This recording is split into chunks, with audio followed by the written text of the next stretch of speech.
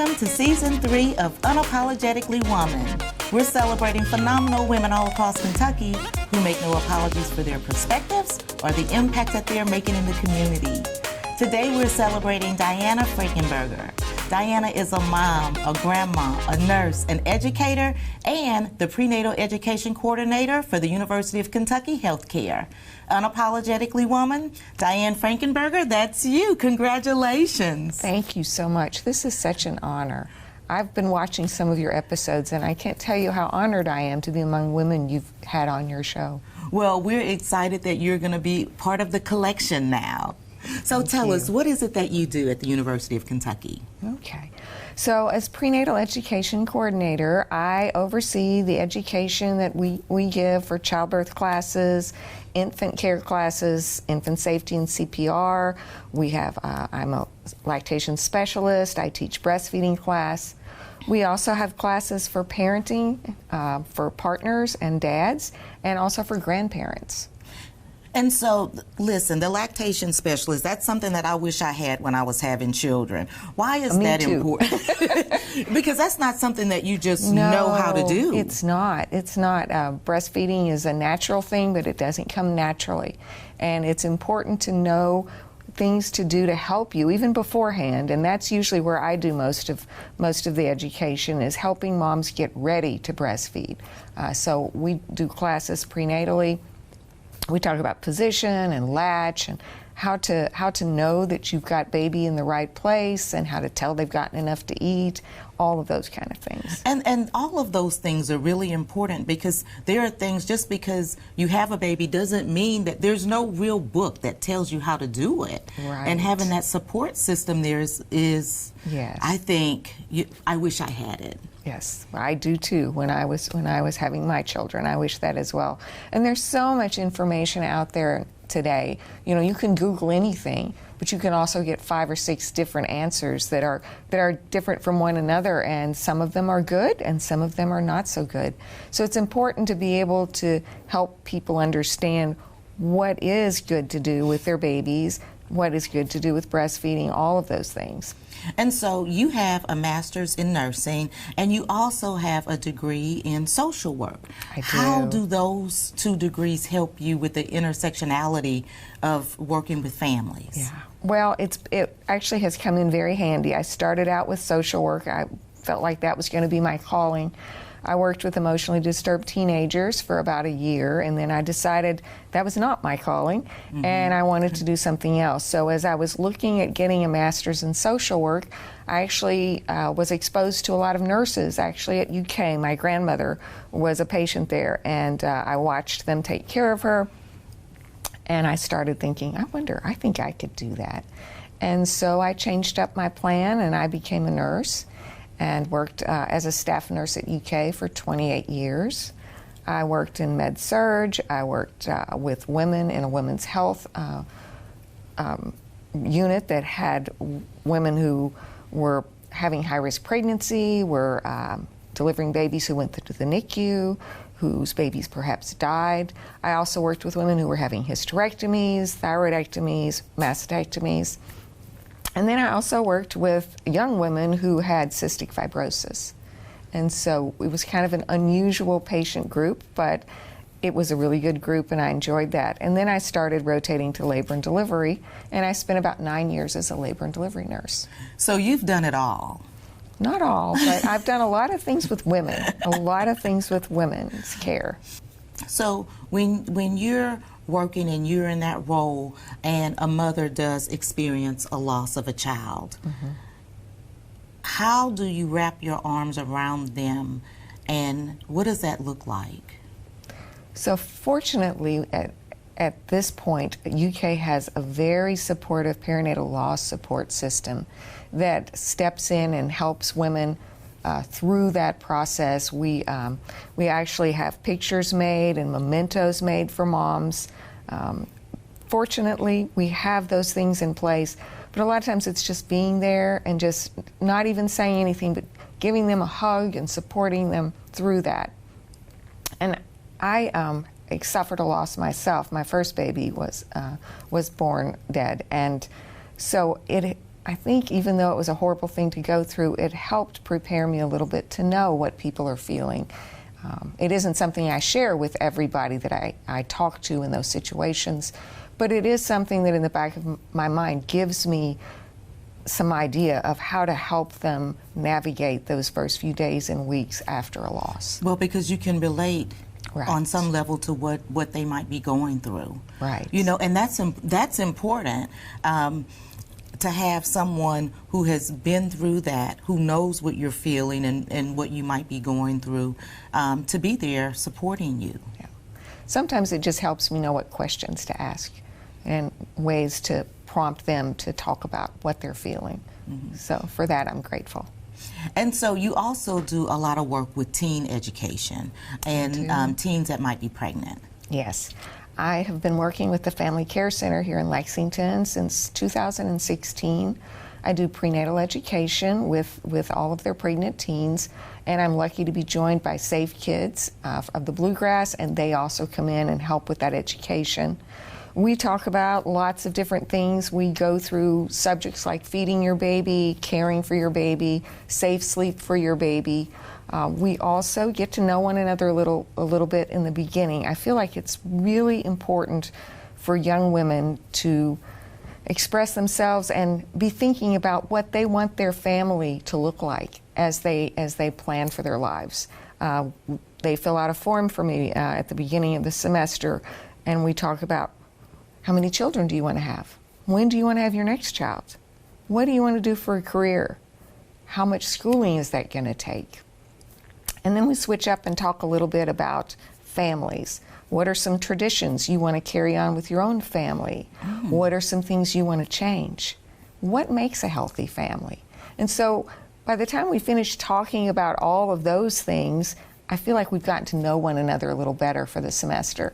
And it makes it easier as we move through the semester to know what their needs are. Right. And you also talk about birth control with the teens as well. We talk about birth control. We absolutely do. That is a very big topic for us. And I usually give them a little speech when we finish talking about all the potential contraceptives there are on the market and what's available to them. I tell them, you know, it may seem unfair, but you're the one that's going to have to make this decision about birth control. It's all up to you because, frankly, your partners aren't going to be making those decisions or living with the consequences. So we can think of it as a burden or we can think of it as a power. And the power is determining when you have that next baby and what you're going to do before you have it. Wow, that's a different way of thinking about it. I've not ever heard it said that way before. Well, I want them to feel empowered. Well, and we've got to help the younger women. Older women, we just have to get together and help, the new generation that's coming up so that they are better informed and equipped than we are. Yes, absolutely. And so you are a group facilitator in centering pregnancy. I have worked in centering pregnancy, yes. I did prenatal group pregnancy, and honestly, I think that was probably one of the best trainings I've ever received. It allowed me to learn how to facilitate groups, but also how to recognize and allow that group dynamic to take place. What did they want to talk about was also part of the time we had for group prenatal care. And some of those discussions have been some of the best discussions and most interesting I've ever been a part of. But you're a part of a lot of discussions, because one of the discussions that you're a part of is postpartum depression for women. Yes. And tell us about that, because that's a real thing that people sometimes overlook. Yes. I think it was during the pandemic that I started to we had to change up how we did our classes and things during the pandemic. We had to go to Zoom. We went to an online platform. And actually, when we went to that online platform, it kind of opened things up for us, and we had women who were attending from other places around Kentucky, even other states. It changed up the way that program looked. And as people would come to the clinic and as I would see them in prenatal class, I felt like they were so anxious Perinatal anxiety is something that we have not paid a lot of attention to, and I think the pandemic really brought that home to people. And it was also the isolation that people felt. During the pandemic, you didn't get together with your friends who were pregnant. You were isolated from everyone. And then you were afraid when you brought your baby home, who should you allow around your baby? How do you introduce your baby to family and yet keep them safe? Right. And so a lot of those things began to make me be more interested in how women survived after they brought those babies home. And another thing that made me realize it was so important is that we spend so much time prenatally taking care of women. We see them repeatedly. The last month of your pregnancy, you're seen every week. Right. Then you have your baby. We don't see you for 6 weeks. All of this, usually baby blues, all of those things take place when we aren't there to support you. And so it became apparent to me that we needed to do a better job of that. Is that when you instituted that fourth trimester? The fourth trimester group.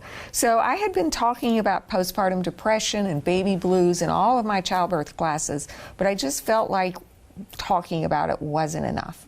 And so interestingly, I had Dr. Aubrey Jones, who's a social work professor at the University of Kentucky. She reached out to me and she said, would you ever want me to come and talk to your classes? I'm very interested in postpartum depression, and I'd like to talk to your classes about it. And I said, well, that would be nice, but I have this other idea. I would really like to start a support group for women postpartum. Are you interested in that? Do you have any group work in your background, facilitation or anything like that? And as it turned out, she did. And so we met several times via Zoom. We never met in person, but we talked about what we wanted to see happen, how we felt like we should roll this out, and what we wanted the group to look like. And then we set a date. I called our marketing department. They put out all of this information about it, and so all of a sudden we were going to go live. And I had done a training with Postpartum Support International about postpartum depression and anxiety. And one of the things that spoke to me in that was they have lots of support groups in that organization. And one of the women who runs the group said that she started a postpartum support group, much like what I wanted to start.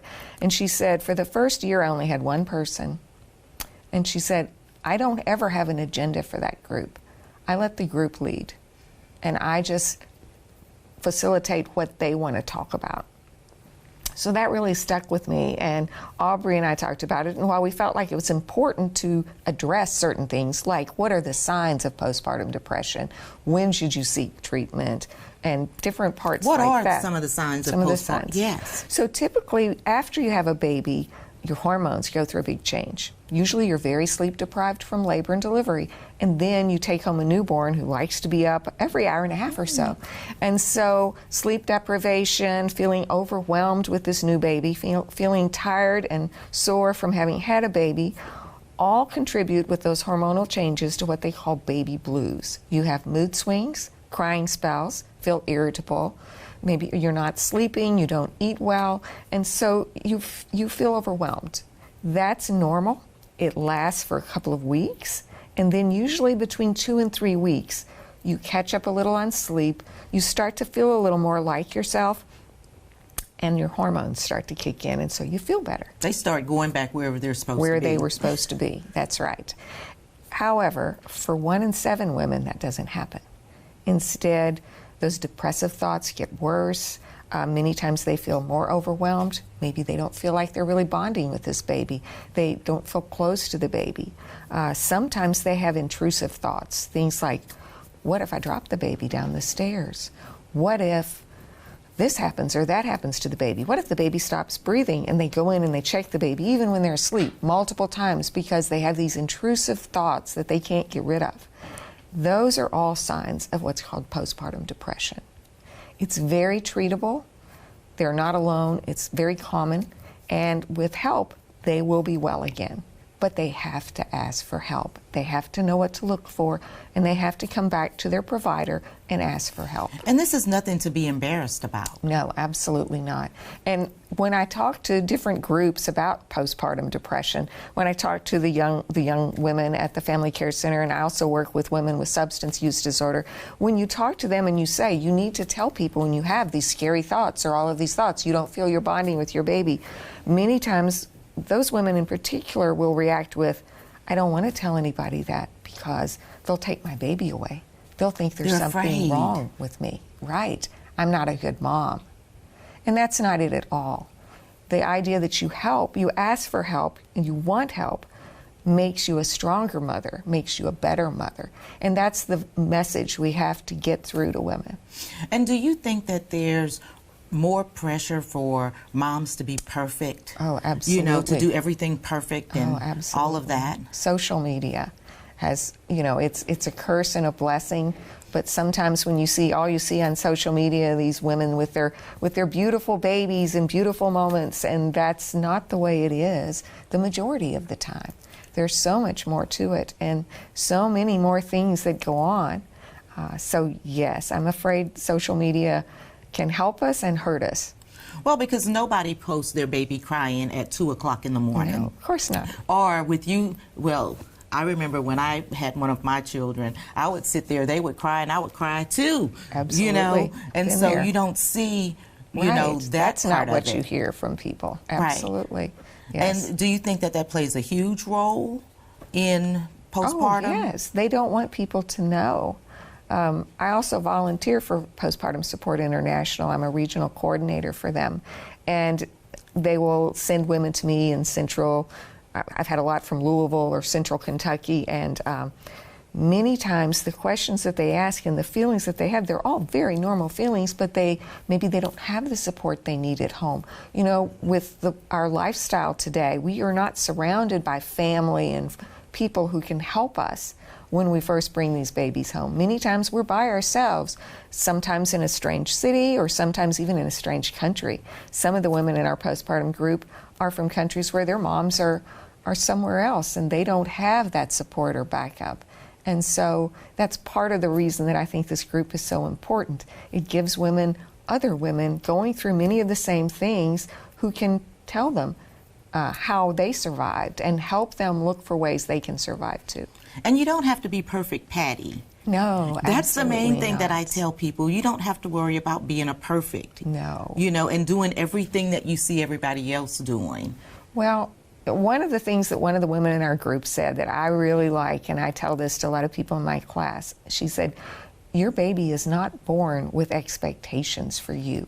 Your baby loves you from the start. They've been loving you since they could hear your heartbeat. They've been loving you, and they see you as their perfect mom. You may not think you're the perfect mom, but they think you are.